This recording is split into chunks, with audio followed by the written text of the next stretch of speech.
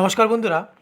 আসন্ন রাজ্য পশ্চিমবঙ্গের বিধানসভার নির্বাচনের মুখে ভোটকর্মীদের জন্য বিরাট সুখবর শোনালো নির্বাচন কমিশন।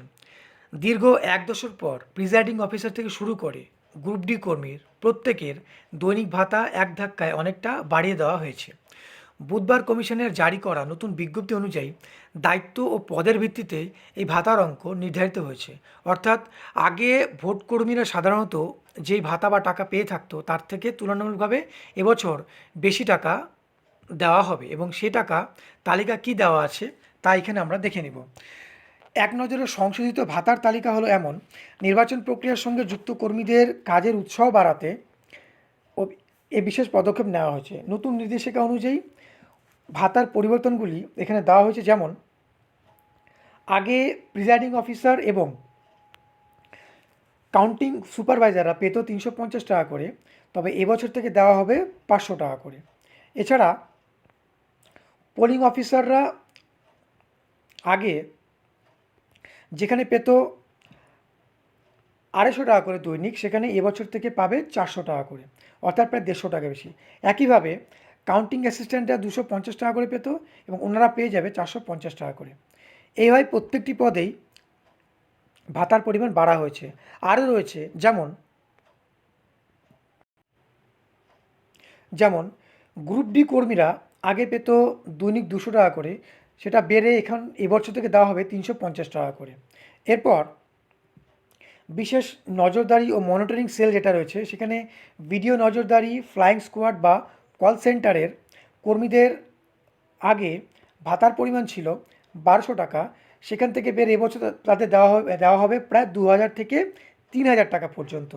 এছাড়া মাইক্রো অবজারভার যারা রয়েছেন তারা পেয়ে যাবেন, যেখানে আগে দেওয়া হতো 1000 টাকা, সেখানে এবছর থেকে তারা পাবে প্রায় 2000 টাকা করে। এরপর এছাড়া কেন্দ্রীয় বাহিনী ও আধিকারিকদের বিশেষ ভাতা দেওয়া হবে, যেমন নিরাপত্তার দায়িত্বে থাকা সিএপিএফ ও গেজেটেড অফিসারদের ভাতাতেও বড়সড় পরিবর্তন আনা হয়েছে। যেমন 15 দিনের কম ডিউটি করলে গেজেটেড অফিসাররা পাবেন প্রায় 4000 টাকা এবং কনস্টেবলরা পাবেন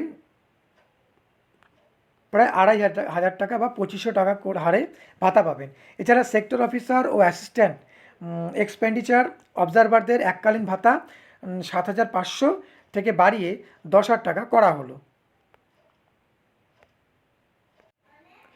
এছাড়া কমিশন থেকে আরও জানানো হয়েছে যে ভোট গ্রহণ ও গণনার দিন ডিউটিতে থাকা কর্মীদের খাবারের জন্য 150 টাকা থেকে বাড়িয়ে সেটা 500 টাকা করা হয়েছে। এবং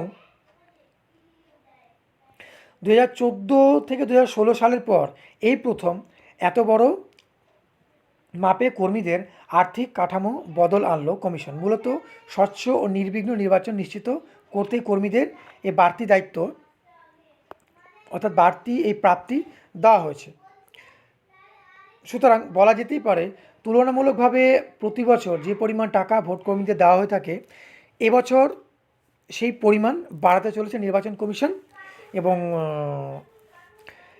এই কমিশন কেবলমাত্র ঘোষণা করছে, আসলে কত টাকা সেটা কর্মীরা পেতে চলে তা অ্যাকাউন্টে ঢোকার পরে জানা যাবে।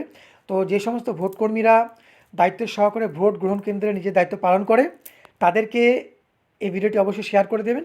এই ভিডিওটি ভালো লাগলে অবশ্যই একটি লাইক করে দেবেন এবং কারা কারা ভোটকর্মী এই ভিডিও দেখছেন তারা অবশ্যই কমেন্টে জানাবেন। ধন্যবাদ।